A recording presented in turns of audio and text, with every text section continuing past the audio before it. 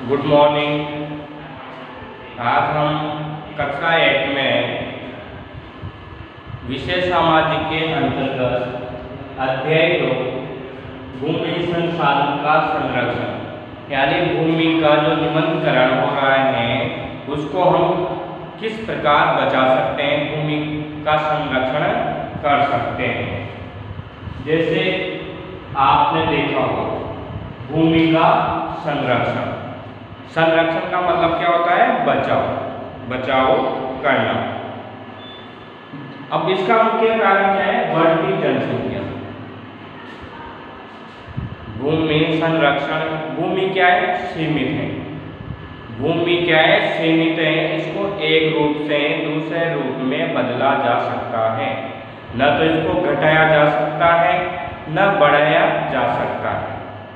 एक रूप से दूसरे रूप में परिवर्तन कर सकते हैं। तो मुख्य कारण है इसका जनसंख्या में वृद्धि होना। आपने सुना होगा कि पहले क्या थे? पृथ्वी पर जंगल ज्यादा थे, वन क्या थे? ज्यादा थे, यानी वन भूमि अधिक थी। अब जैसे जनसंख्या बढ़ी तो जनसंख्या बढ़ने पर मनुष्य को या मानव को रहने के लिए किसकी आवश्यकता पड़ेगी? मकान की। खाने के लिए भोजन की। तो भोजन के लिए क्या किया उसने? मानव ने वन भूमि को काटा और उसको किस में बदल दिया? कृषि भूमि में बदल दिया। वन भूमि को आवासीय भूमि में बदल दिया। चलने के लिए सड़क बनाई तो सड़क में बदल दिया। तो इस प्रकार बढ़ती जनसंख्या ने अपनी आवश्यकताओं के लिए वन भूमि को नुकसान पहुंचाया। इस कारण प्राकृतिक घटनाएं आती हैं। प्रकृति का संतुलन बिगड़ने से क्या आती है? प्राकृतिक घटनाएं आती हैं, जैसे भूकंप, ज्वालामुखी गिरा, तूफान, अतिवृष्टि, सूखा पड़ना। ये सब घटनाएं प्रकृति के असंतुलन से, संतुलन बिगड़ने से होता है, जिसका मुख्य कारण है जनसंख्या। तो आने वाली पीढ़ियों के लिए भी हमको क्या करना है? भूमि का बचाकर रखना है। अब भूमि संसाधन का संरक्षण इसलिए अब मृदा किसे कहते हैं? मृदा यानी मिट्टी। मृदा का मतलब क्या है? मिट्टी।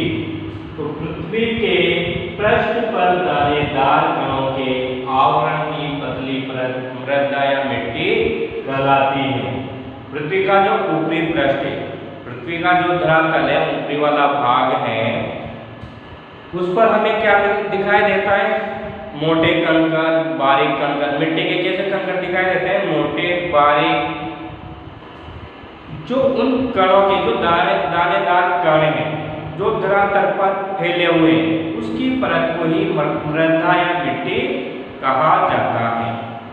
अब मृदा को प्रभावित करने वाले कारक, जो मिट्टी है, मृदा है, उसको कौन कौन से कारक हैं जो प्रभावित करते हैं? तो मृदा को प्रभावित करने वाला पहला कारक है जलवायु। वहाँ की जलवायु, जिस क्षेत्र की जलवायु, देखो भारत में अनेक प्रकार की मिट्टियाँ पाई जाती हैं। काली मिट्टी, पीली मिट्टी, बालू मिट्टी, पर्वतीय मिट्टी, ज्वारीय मिट्टी। तो अनेक प्रकार के रंग और भौतिक गुणों के आधार पर मिट्टी को बांटा गया है। अब जिस क्षेत्र में जैसे अवस्था पाई जाती है, भौतिक गुण पाए जाते हैं, भौतिक स्थितियां पाई जाती हैं, वह मृदा मिट्टी को क्या करते हैं? प्रभावित करते हैं। तो जलवायु, उस क्षेत्र की जलवायु मिट्टी को प्रभावित करती है। वहाँ का तापमान प्रभावित करता है, वर्षा प्रभावित करती है। देखो जल, वहाँ पर्याप्त जल होगा उस क्षेत्र में, उस क्षेत्र में पर्याप्त जल होगा तो क्या होगा?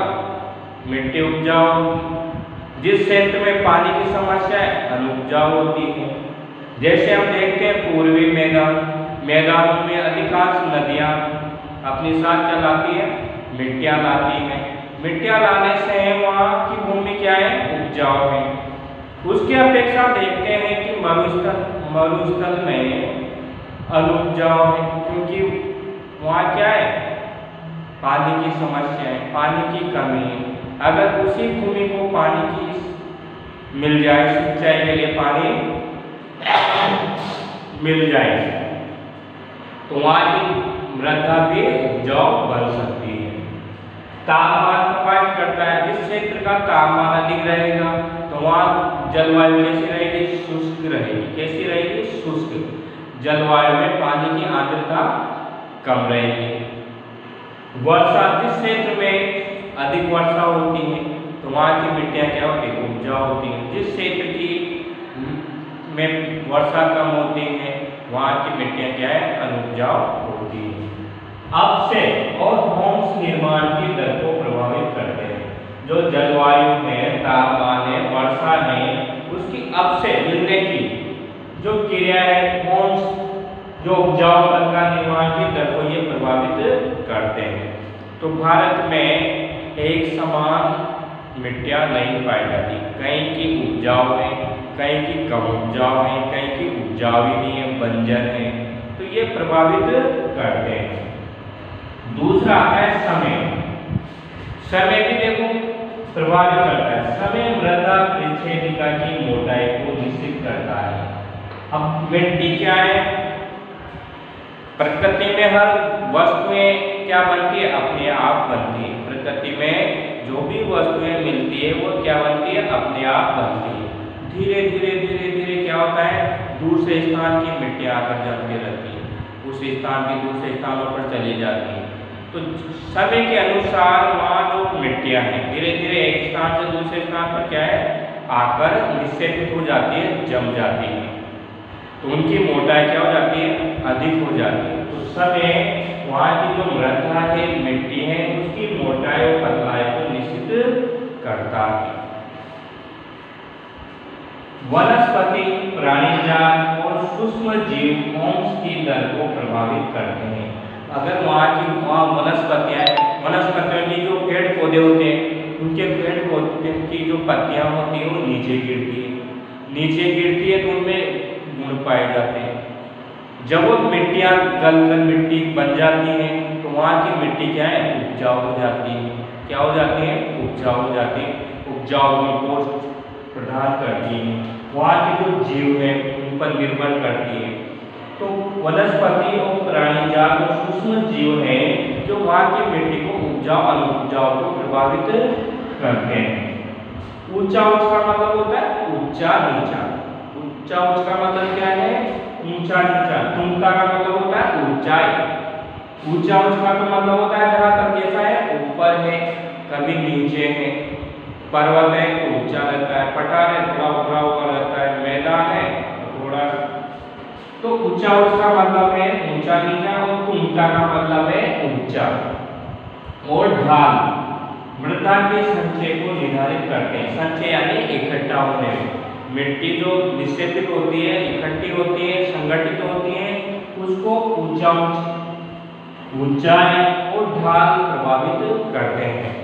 ऊंचा स्थान है तो क्या है, उसमें टकराकर बारिश में जो पानी होता है, हवा के द्वारा जो मिट्टियाँ उड़कर आती वो वहाँ जमती रहती है। तो ऊंचा उच्च भी वहाँ का स्थान कैसा होता है, एक स्थान ऊंचा हो जाता है, जहाँ से मिट्टी हटती है वो स्थान नीचा हो जाता है। मिट्टी एक स्थान से दूसरे स्थान पर आकर जमती है तो स्थान कैसा हो जाता है, ऊंचा हो जाता है। जिस स्थान से मिट्टी आई है उड़कर या जल के द्वारा, तो वहाँ की का धरातल नीचा हो जाता है। अब जो जमता रहता है वो ऊंचा होता रहता है। ढाल, वहाँ की जो ढाल है वो भी प्रभावित करता है। जलक से होती है चट्टानें। जिस क्षेत्र में रंग गठन शैल यानी जिस प्रकार की चट्टानें पाई जाती है, जैसे पीली पाई जाती है, तो उस क्षेत्र में मिट्टी भी कैसी पाई जाएगी, पीली पाई जाएगी। लाल चट्टानें पाई जाती है तो लाल मिट्टी पाई जाएगी। काली चट्टानें पाई जाती है तो क्योंकि मिट्टी किससे बन रही, चट्टानों के छोटे छोटे कणों से धीरे धीरे वो किसमें बदल जाते हैं, मिट्टी में बदल जाते हैं। तो वहाँ की जो जलक्षय है, चट्टानें हैं, वो उनके रंग के गठन को प्रभावित करते हैं। जैसी चट्टानें जिस क्षेत्र में पाई जाती है, मिट्टी भी उसी रंग की और कलर की पाई जाती है। रासायनिक गुणधर्म भी उन पर ही आधारित है। खनिज मात्रा पारगम्यता को निर्धारित करते हैं। जो खनिज हैं उस क्षेत्र में उनकी उपजाऊता को प्रभावित करती है। तो ये है आपके मिट्टी या मृदा को प्रभावित करने वाले कारक। मृदा को प्रभावित करने वाले कारक कौन से? जलवायु, तापमान, वर्षा प्रभावित करते हैं। वहाँ की वनस्पतियां, प्राणी जात प्रभावित करते हैं। समय इसको प्रभावित करता है। जननशील है जो प्रभावित करता है। इसके बाद आता है ये तो भूमि संरक्षण, मिट्टी को प्रभावित करने वाले कारक हो गए आपके। अब आगे देखते हैं हम तो मृदा निर्माण के कारक। मृदा जो मिट्टी है उसका निर्माण किस प्रकार होता है, ये तो प्रभावित करने वाले कारक हैं। अब मिट्टी है उसका निर्माण किन किन से होता है? तो मृदा निर्माण के मुख्य कारक हैं जनक से, जो वहाँ की चट्टानें। मिट्टी का निर्माण कौन कर रहा है? वहाँ की जनक से ने चट्टानें करी। उनका स्वरूप यानी आकार, उनका जो आकार है, और जलवायु कारक है, वहाँ की जो जलवायु है। मृदा निर्माण अन्य में वनस्पतियाँ हैं, जैविक पदार्थ हैं, और मृदा निर्माण के संगठन में लगा समय है।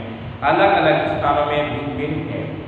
मिट्टियाँ जो है वो अलग अलग क्षेत्रों में अलग अलग प्रकार भिन्न भिन्न प्रकार की पाई जाती हैं, जो समय निर्धारित करता है। वहाँ के जो वनस्पतियाँ हैं वह निर्धारित करती हैं, वहाँ की चट्टानें से प्रभावित करती है। मृदा का निम्नीकरण और संरक्षण के उपाय। मृदा का निम्नीकरण मतलब कम होना। वहाँ की मृदा है वो क्या होती है? कम होती है। अब कम कैसे होती है? जैसे यहाँ की मृदा है, मिट्टी है आपके पास इस स्थान की, ये मृदा क्या करती है?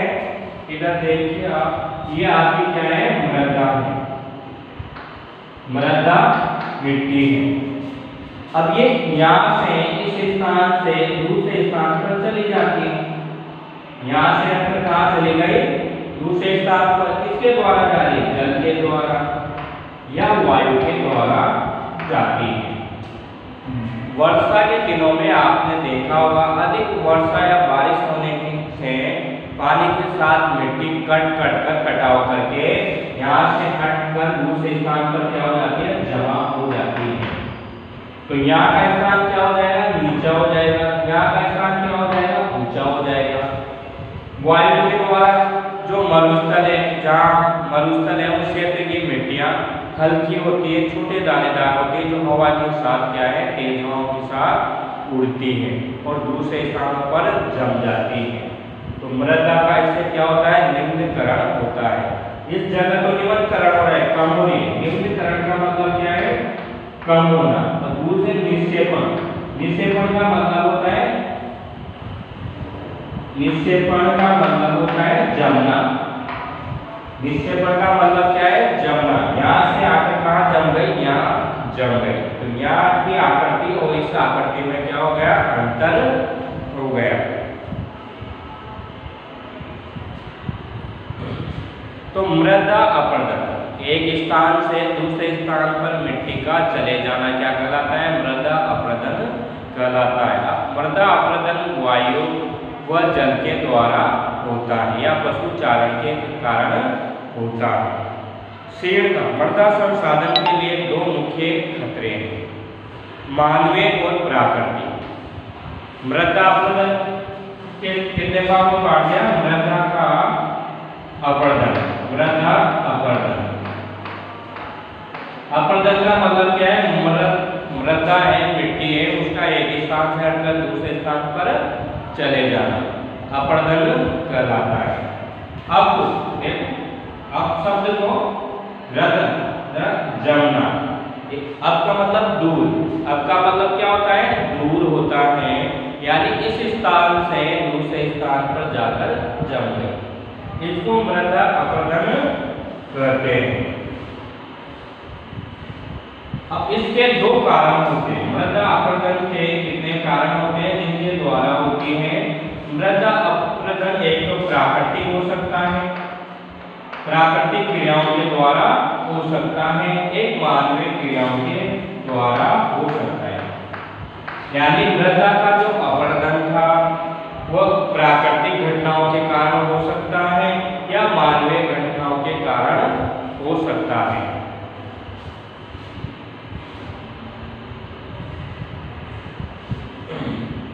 अब देखो प्राकृतिक कारण में वनोन्मूलन, वनों की क्या की, मानव ने कटाई कर दी। जो वन थे, जंगल थे, वह काटे गए। काटने से वहाँ क्या हुआ, वहाँ की जो मिट्टी थी, पौधे क्या करते हैं, मिट्टी को जकड़ कर बांध कर रखते हैं। जो बारिश का पानी होता है उसके कटाव को कम करते हैं, हवा की गति को पेड़ पौधे कम करते हैं, जिससे मिट्टी उड़ती नहीं है और मिट्टी एक स्थान से दूसरे स्थान पर कम मात्रा में जाती है। अगर प्लेन जगह रहती है, समतल भूमि रहती है, तो उसकी अधिक कटाव होता है, अधिक मात्रा में दूसरे स्थान पर जाती है। अतिचारण, एक ही स्थान पर लगातार पशु चराने से जो वहाँ की घास होती है वो क्या करती है, समाप्त हो जाती है और वहाँ मिट्टी निकल जाती है। घास मिट्टी को जकड़ कर रखती है, बांध कर रखती है, कटाव नहीं होने देती। रासायनिक उर्वरक, जो रासायनिक दवाइयाँ खाद छिड़कते हैं हम, कीटनाशक अत्यधिक उपयोग, वर्षा अधिक होने के कारण भूस्खलन क्या होता है, पहाड़ देखे आपने, पहाड़ी इलाकों पर वर्षा के दिनों में भूस्खलन ज्यादा होता है, यानी पहाड़ वर्षा से टूटकर दूसरे स्थान पर चले जाते हैं। एक साथ पहाड़ गिरते हैं वर्षा ऋतु में, उसको बोलते हैं भूस्खलन। एक स्थान से मिट्टी का टूटकर दूसरे स्थान पर खिसक जाना भूस्खलन कहलाता है। बाढ़, नदियों में बाढ़ आती है तो वो सारी मिट्टी को बाहर कर दूसरे स्थानों पर ले जाती है। मृदा संरक्षण की कुछ विधियां निम्न प्रकार है। तो मृदा संरक्षण किस प्रकार हुआ था, एक तो वनोन्मूलन,